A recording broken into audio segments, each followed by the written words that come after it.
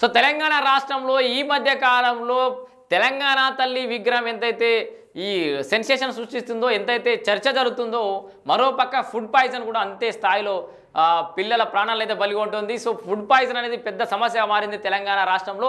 అనేక గురుకులాల్లో కూడా ఫుడ్ పాయిజన్ అవుతా ఉంది. మనం మొదటి నుంచి చెప్తూనే ఉన్నాం, ఒక డైవర్షన్ పాలిటిక్స్ చేస్తాడు, ఒకడు సెంటిమెంట్ పాలిటిక్స్ చేస్తూ ఉంటాడు, రకరకాలుగా ఏది చేసినా రాజకీయాలే చేస్తూ ఉన్నారు, రాజకీయాల చుట్టూ తిరుగుతున్న పరిస్థితి. సో కాకపోతే ఇక్కడ విద్యార్థులందరూ కూడా బలవుతూ ఉన్న పరిస్థితి, పేద విద్యార్థులు. ఆ వార్తను చూడొచ్చు మనం. తాండూరు ట్రైబల్ హాస్టల్లో ఫుడ్ పాయిజన్ అయిందడం వల్ల కిచిడి తిన్న విద్యార్థులకు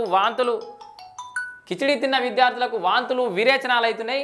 15 మందికి అస్వస్థత జరిగింది. ప్రభుత్వ దవాఖానాలో చికిత్స, 14 మంది డిశ్చార్జ్, మరొకరికి కొనసాగుతున్న ట్రీట్మెంట్ అని చెప్పేసి కూడా మనం వార్త చూడొచ్చు. పురుగుల అన్నం నీళ్ళచారు పెడుతున్నారని స్టూడెంట్స్ ఆరోపణ. భోజనం బాగానే ఉందని ఆర్డీఓ వెల్లడి. ఈ ఆర్డీఓని పట్టుకపోయి తినబెట్టాలా అన్నం, మంచిగుంది అంటున్నాడు.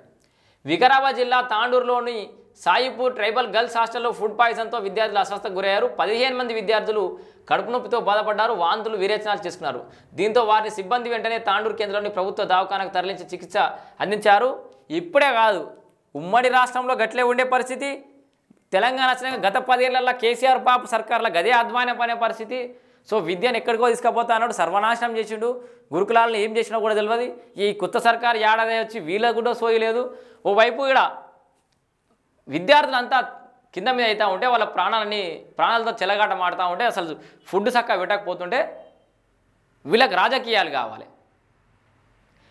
చదువుకునే విద్యార్థులకు భారత పౌరులకి ప్రధానమంత్రులు అవుతారో, ముఖ్యమంత్రులు అవుతారో, రాష్ట్రపతులు అవుతారో, అటువంటి విద్యార్థులకు విషంతో కూడిన అన్నం పెడుతున్న పరిస్థితి ఒక రకంగా. సో ఇంత ఫుడ్ పాయిజన్ కేసులు అవుతూ ఉన్నాయి, ఎంత పోతూ ఉన్నది. ఈ మంత్రివర్గం కానీ, ఈ ప్రతిపక్ష నాయకులు కానీ ఏదో తెలంగాణ తల్లి చిత్రపటాన్ని పట్టుకొని కూడలలో ధర్నాలు చేసే బదులు పోరి అంతా కలిసి రేవంత్ రెడ్డి ఇంటికాడికి పోయి కూర్చోరి.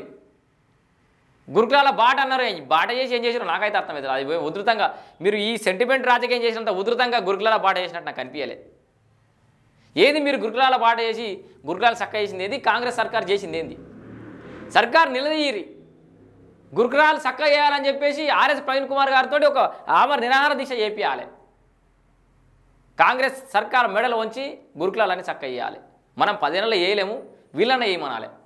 మనకు చేత కాలే అయినోడన్నా వేయమనాలి కదా.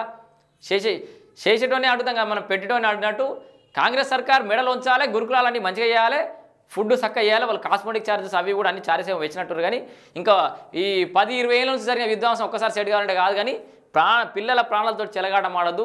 ఈ ఆర్టీఓలను అన్నీ తినబెట్టాలి. ప్రభుత్వ ఉద్యోగులందరికీ మధ్యాహ్న భోజన సదుపాయం కల్పించాలి. ఈ సందర్భంగానే కాంగ్రెస్ సర్కార్ కోరుతున్నా మండల కేంద్రాలలో ఉన్న ఎంఆర్ఓ ఆఫీసులు కానీ, ఎంపీడీఓ ఆఫీసులు కానీ, లేకపోతే ఇంకే కేంద్రాలు కానీ, చుట్టుపక్కల ఏ ప్రభుత్వ హాస్పిటల్ కానీ, లేకపోతే ఇంకా ప్రభుత్వ ఉద్యోగులు ఎవరున్నా కూడా మధ్యాహ్న భోజన సదుపాయం స్కూల్లోనే కల్పించాలి. వాళ్ళకి ఇంత బడ్జెట్ ఎక్కువ వాళ్ళ దాంట్లోకి ఏమన్నా కాల్వేర్స్ ఏమైనా ఉంటే కట్ చేసి పడేది. వాళ్ళకి భోజనాలు మధ్యాహ్నం స్కూళ్ళల్లో పెట్టాలి. అంటే వాళ్ళకు కూడా అక్కడనే కలిపి పెట్టాలి, సపరేట్ వంట చేయకుండా సీసీ కెమెరాలు పెట్టాలి, సర్వేలెన్స్ ఉండాలి.